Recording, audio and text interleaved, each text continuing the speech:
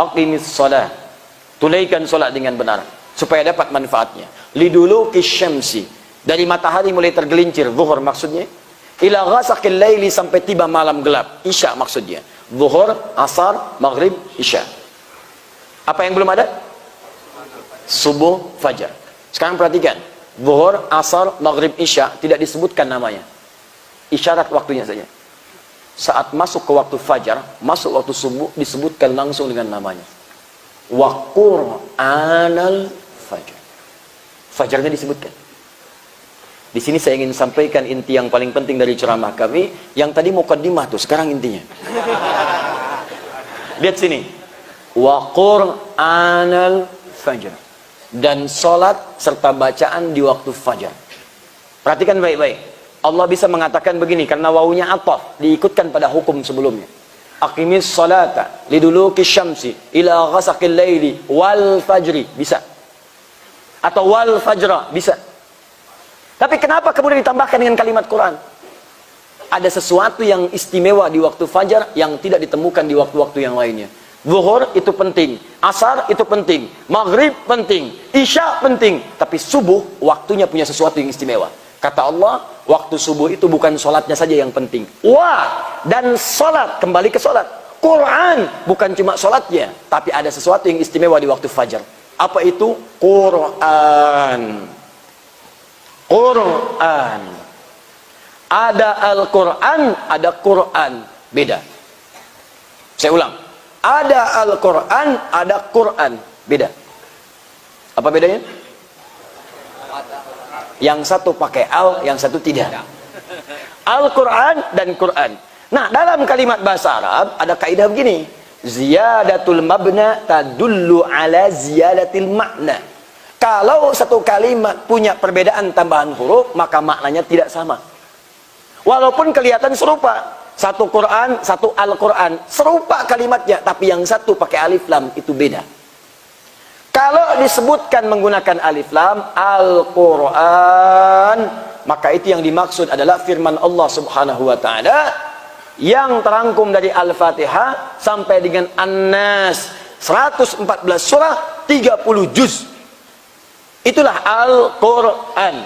Disebut Al-Quran dari kata Al-Qur'u, bunyi yang terdengar. Kalau diperdengarkan disebut dengan qiraah. Bismillahirrahmanirrahim, qiraah. Kalau diperdengarkan terus tanpa bosan, Quran. Tambah alif lam, yang ini bukan yang lain.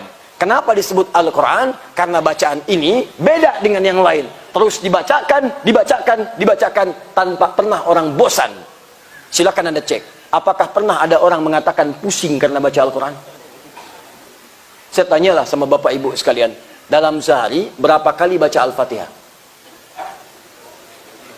Coba, 11 atau 12? Yang 11 angkat tangan. 12, 13, 14, 18, 17. 17 kali baca Al-Fatihah. Al-Fatihah Al-Quran bukan? Al-Quran 17 kali sehari. 7 ayat diulang-ulang.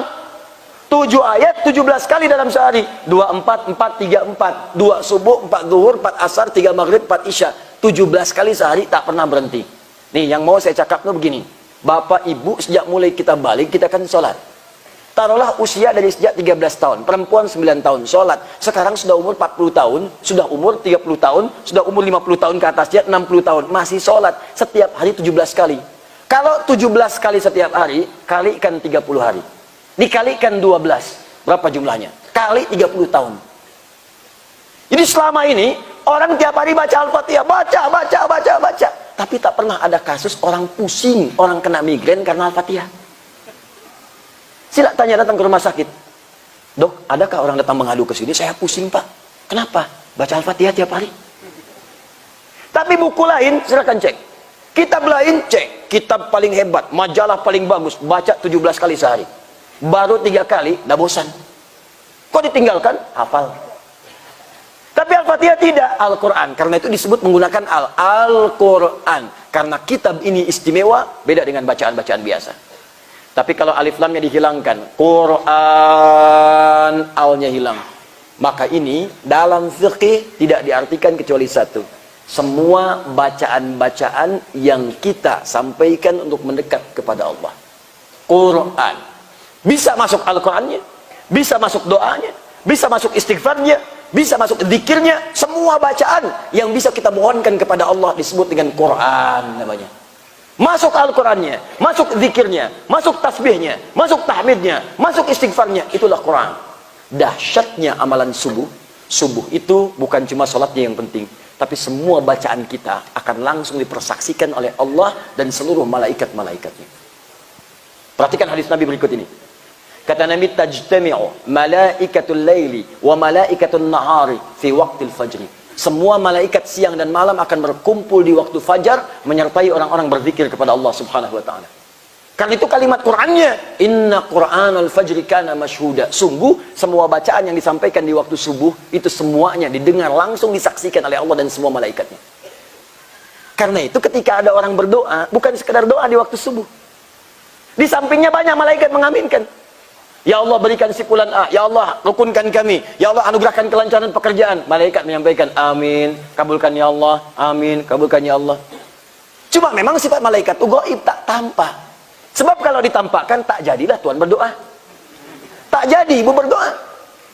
Ya Allah, mohon lancarkan urusan hamba. Amin. Samping. Siapa? Malaikat maut. Tapi tenang saja, bukan ke kamu kok. Saya mau datang pada si fulan dulu. Tak jadi kita berdoa. Jadi kita mohonkan amin, amin, amin, amin. Doa.